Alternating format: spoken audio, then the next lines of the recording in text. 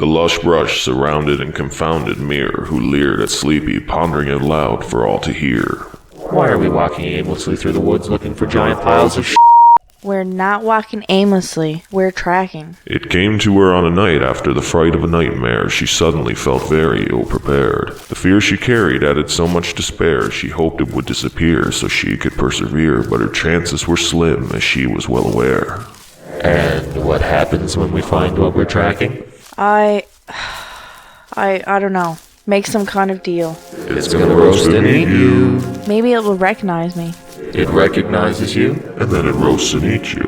How about we just go back to the castle and ambush the queen? You can easily scale the brick walls. I'm not going to that castle until I have an edge. Your edge is gonna roast you And eat you. Can you seriously stop repeating that? I don't need to hear it right now.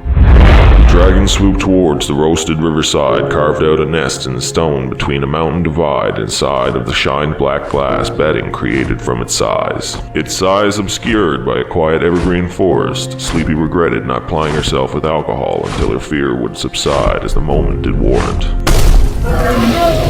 Okay. So what now? Exactly. What now? I'll try to, maybe if, okay. 1, 2, 3, go. Oh, you Idiot! Sleepy stepped behind, cover over barren empty tundra laid waste coated with its slick ebony case that had replaced the glass, the rock, the dirt, making steel a light dessert. The giant-scaled gargantuan made Sleepy feel more human, but she knew a misstep would cause the wrong death and her plans would come to ruin. Okay, I'll just stay calm, and hey there, beautiful. Remember me? I'm the one that set you free. Please don't eat me. Why the hell did I say that? Springing to life and beginning to stalk, singing like a bird, Sleepy began to talk. Oh my god, it's gonna roast and eat me. I came to find you because I feel responsible for what they did to you. I'm the one who you were guarding in that tower.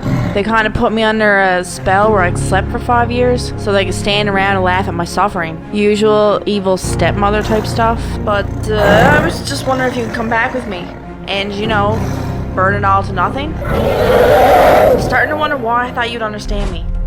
As catapults and trebuchets soared to breed in every way, the dragon's combative siege against the queen's massive castle was well underway. It sprayed ablaze, turning all ashen gray. A bouquet of death so adept it made stone a melted souffle. No match for the flying monster, most soldiers didn't even bother to mount any sense of offense or defense, leaving trails betraying their honor. What's wrong with you? She's gonna kill us all! Exactly. The dragon's fire was concentrated, however the lack of planning was demonstrated by striking the base of the tower basement, leaving foundations devastated.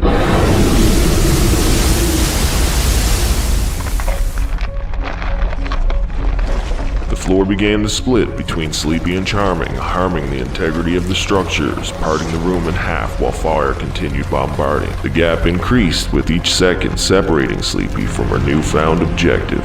Once again, you have terrible luck. Charming departed by darting out of the archway into the hall, while a hail of rubble and rock began to fall, causing the crease to increase by 10 or more feet as Sleepy leapt across the concave concrete, coming close before falling to the floor below. She landed hard on her toes and rolled with adrenaline, blunting the brunt of the blow. Running into the hall to see a riot of commotion with mercenaries and soldiers questioning their devotion. Even after spotting Sleepy, they seemed not to care, as if death itself was floating in the air. As molten inferno breached the open window, Sleepy barely dove while the mercenaries were too slow. Hey, this way. I'll get you out. Hold up. Why the hell should I trust you? You knew that son of a bitch was alive this whole time and said nothing. I told you I just wanted to see the look on your face. Sleepy ignored the mayor's queer remark as she headed across the dark, charred floors, heading towards an adjacent door. Oh, okay, listen. I didn't want to be the one to break your heart. Chop, single file, let's get this show on the road. She dashed down, directed by her shining companion, before the dragon struck again with reckless abandon. A rose-red tornado, turning each step to Play-Doh, soldiers caught in their flight, turning riper than tomatoes. Tucking onto the third floor, Sleepy tried to ignore the near-makeshift volcano that continued to pour more molten stone across her path, cornering her between a river of death and a wall of glass. Okay, what have you got? What's your plan now? Thinking. Oh god, is that bad? No, I have an idea. Jump out the window. What? Jump out the window, aim for the stables, or vacation in Pompeii. Okay, let's do this. I'm ready. Gripping her two hands on the edge of the frame, she launched through the window. The room left aflame. The fall was untamed and almost too rough to take.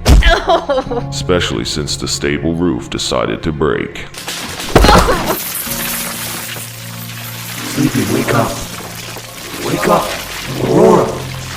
Aurora, wake up.